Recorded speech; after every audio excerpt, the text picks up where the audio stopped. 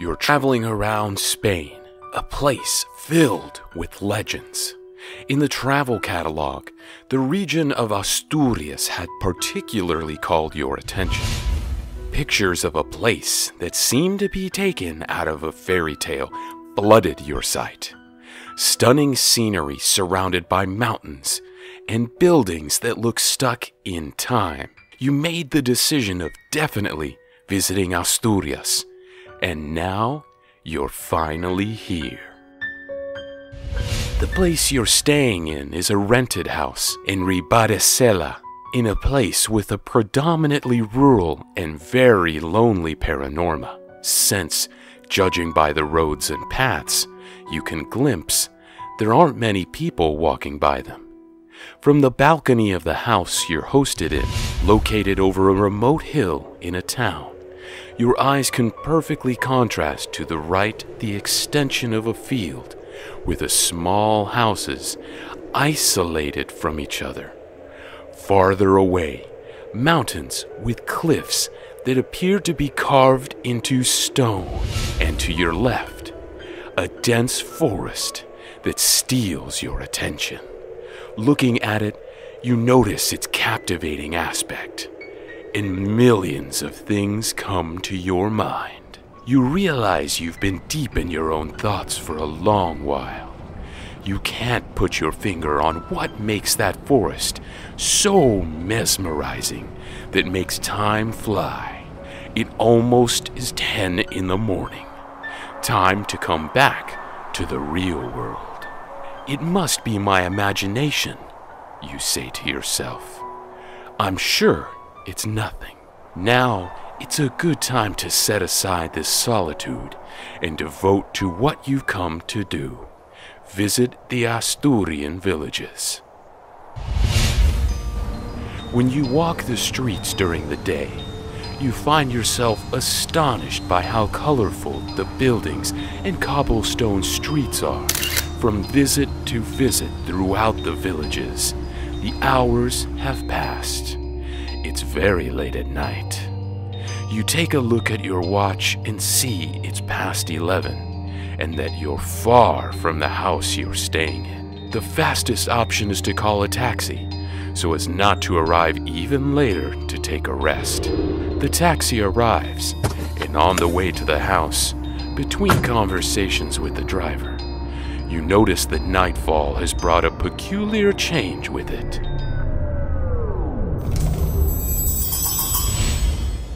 Covered by the veil of night, the scenery has gone from delightful to grim. The paths are lonelier than usual.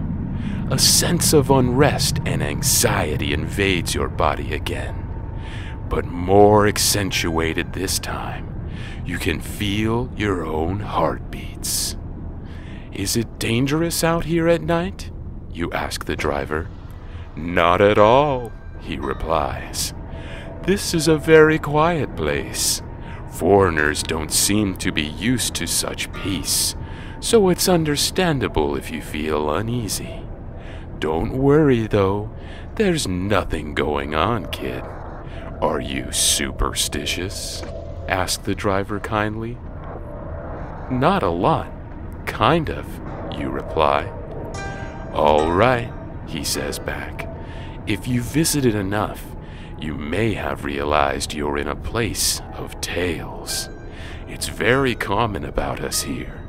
Still, don't pay much attention to it and enjoy your trip. Okay, thanks a lot for that, you tell the driver, feeling a bit more calm.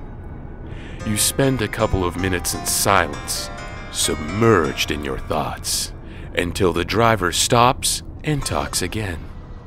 We're here.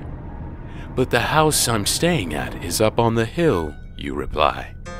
This is a dirt road, kid. I can't take my car in there.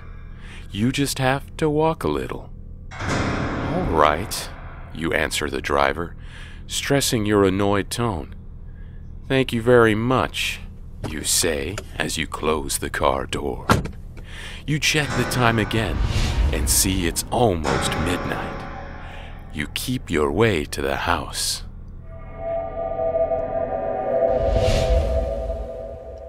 You walk up the hill. A few lights illuminate the path.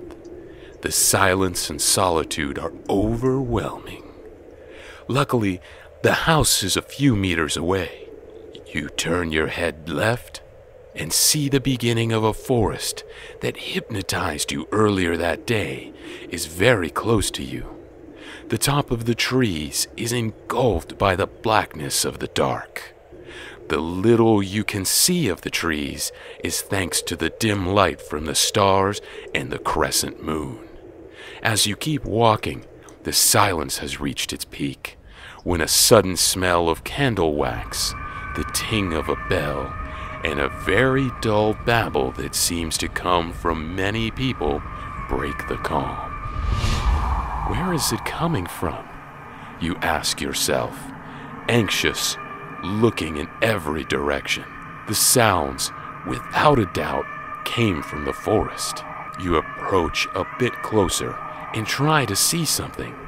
When you turn to the woods, a range of emotions occur quickly, one after the other, from anxiety to surprise, from surprise to disbelief, and from disbelief to fear in its purest state.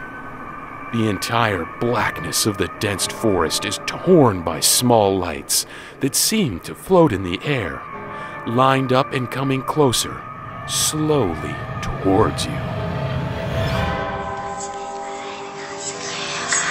The babbling voices grow clearer. As the lights get closer to your position, you realize the darkness perfectly concealed the silhouettes of what seem to be people, dressed in black, long tunics, hooded and spectral, floating in the air. The lights and smell came from small plates with lit candles on them, each held by one of the phantoms. Leading the lurid parade, illuminated by the same candlelight, one of the figures stands out, for it is dressed as any other person, but has a cadaverous look and holds a cross in one of his hands, while it clinks a small bell with the other. You, petrified by the horror and disbelief, definitely hear what that babbling says among the sound of the bell. A somber chanting that makes your blood run cold. Here we are submitted to us. Our bones ignite to make the fire heat. The giant cauldron over blaze.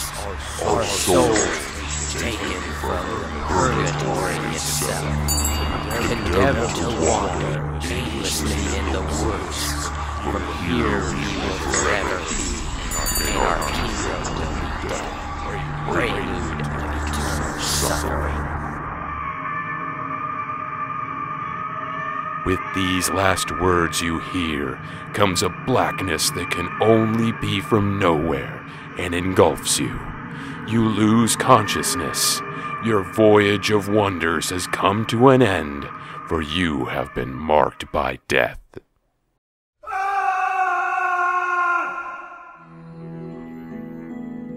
According to one of the most popular legends in Asturias, late at night, the souls of the dead rise in the form of a group of hooded specters, like death itself.